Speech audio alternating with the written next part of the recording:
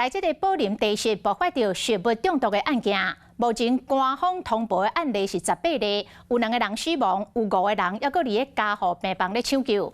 这个宝林的负责人李凤仙、甲店长、甲总铺3个人红列被告，限制出国出海。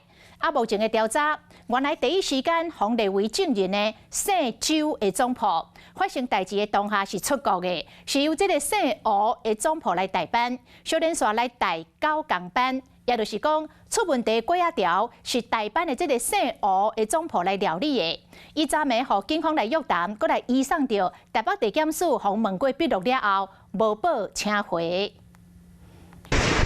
穿乌色外套、戴帽仔、挂喙暗的吴姓总铺，今仔日早起，互警方带到台北地检署来复讯。面对镜头，急点点真紧行入去侦查室。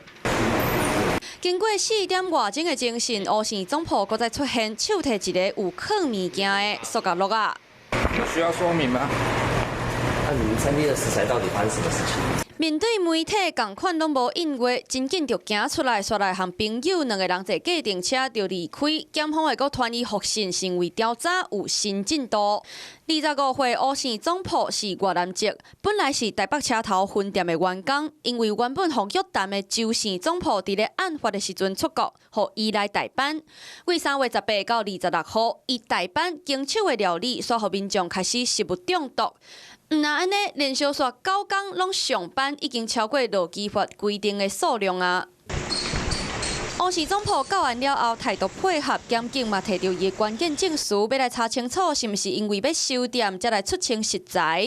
另外，警方扣留的监视器中，为3月19开始，21号、22号、23、24，拢有个案传出身体无爽快就医，敢若20号无问题。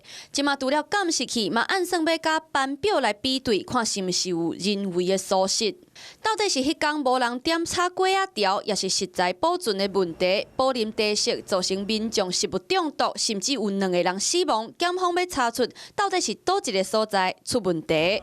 Hello， 我是林明瑞。想要抢先掌握最及时的新闻资讯吗？赶快订阅、按赞、开启小铃铛，锁定我们华视新闻的 YouTube 频道。